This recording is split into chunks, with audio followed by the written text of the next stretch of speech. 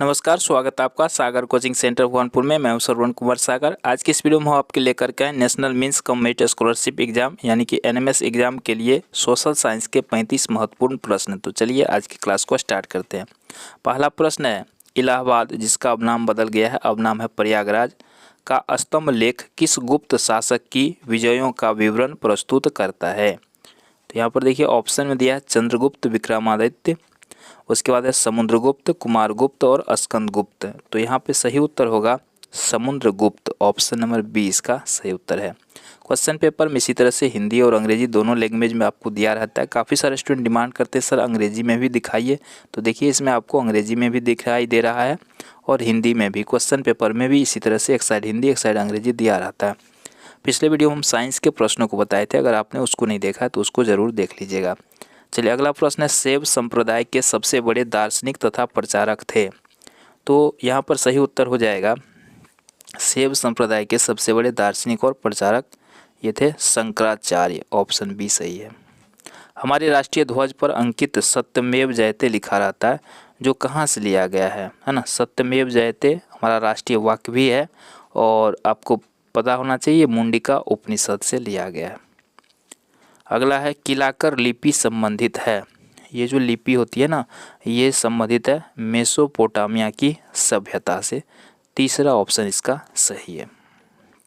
अगला प्रश्न पे चलते हैं, अखिल भारतीय हरिजन समाज की स्थापना किसने की थी, है ना। तो इसके आविष्कारक थे एम.के. गांधी यानी मोहनदास करमचंद गांधी। अगला प्रश्न है, छत्तीसगढ़ का प्रयाग तीर्थ किस शहर को कहा जाता है। तो यहाँ पर इसका उत्तर हो जाएगा राजिम। ऑप्शन डी इसका सही है। अगला प्रश्न देखते हैं, चंदेला राजाओं ने डैश मंदिर का निर्माण करवाया था। तो ये खजुराहो का मंदिर काफ़ी फेमस है, इसका निर्माण करवाया था चंदेला के राजाओं ने। मुगल काल के दौरान मनसबदारों को अपना वेतन डैश के रूप में प्राप्त होता था। तो ये होता था जागीर के रूप में। अगला प्रश्न है, हर्षवर्धन की राजधानी थी। हर्षवर्धन जो राजा हुए हैं उसकी राजधानी कहाँ पर थी, कन्नौज में। ऑप्शन बी इसका सही है। अगला प्रश्न देखते हैं, कारगिल युद्ध का स्मारक स्थित है। कारगिल युद्ध में जो शहीद हुए थे सैनिक, तो उसका स्मारक जो है ये टाइगर हिल लद्दाख में है। सभी ग्रह सूर्य के चारों ओर किस प्रकार के पथ पर चक्कर लगाते हैं। तो इसका सही उत्तर होगा दीर्घवृत्ताकार पथ पर। देशांतरों के बीच की दूरी घटती जाती है ना। ये होता है उत्तर और दक्षिण ध्रुव दोनों ओर। पर्वत श्रृंखला एशिया और यूरोप को अलग करती है, तो वो कौन सा पर्वत श्रृंखला है, तो वह है यूराल। नीलगिरी पहाड़ों को जाना जाता है, किस रूप में जानते हैं, नीला पर्वत श्रृंखला के रूप में। भूकंप को मापने के लिए उपयोग किए जाने वाला उपकरण का नाम है। 100% हर बार पूछे जाने वाला ये क्वेश्चन है, याद कर लीजिए, सिस्मोग्राफ। कौन सी किरणें हमें हानिकारक सूर्य की किरणों से बचाती है। तो यह बचाती है हमें ओजोन परत, है ना। ऑप्शन ए सही है।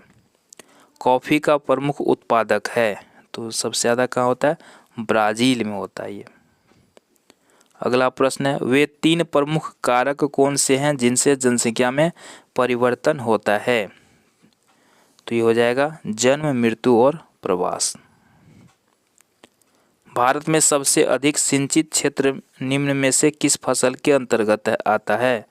तो ये होता है चावल के अंतर्गत। चावल में सबसे अधिक जो है सिंचाई की जरूरत पड़ती है। भारत का सबसे अधिक निर्यात किस बंदरगाह से होता है। तो सबसे अधिक भारत में किससे होता है, मुंबई बंदरगाह से।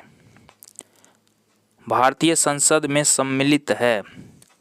भारतीय संसद के 3 अंग होते हैं, है ना, राज्यसभा, लोकसभा एवं राष्ट्रपति। अगला प्रश्न है, मंत्रिपरिषद सामूहिक रूप से किसके प्रति उत्तरदायी होता है। तो जो मंत्रिपरिषद होते हैं वो लोकसभा के प्रति उत्तरदायी होता है। संसद में किसी सदस्य द्वारा पूछे जाने वाला प्रश्न तारांकित है तो उसे किस प्रकार का जवाब मिलेगा, उसे लिखित उत्तर देना पड़ेगा। उपराष्ट्रपति का निर्वाचन किसके द्वारा होता है। तो तो ये होता है संसद के द्वारा। संवैधानिक उपचारों का अधिकार है। संवैधानिक उपचारों का अधिकार किसके अंतर्गत आता है? मौलिक अधिकार के अंतर्गत आता है। अगला प्रश्न देखते हैं, छत्तीसगढ़ राज्य में कितने लोकसभा सीट है? तो यहाँ पर छत्तीसगढ़ का पूछा गया है, तो ऑप्शन सी सही है। इसी तरह से आपके राज्य में कितने लोकसभा सीट है, इसको भी याद कर लीजिएगा।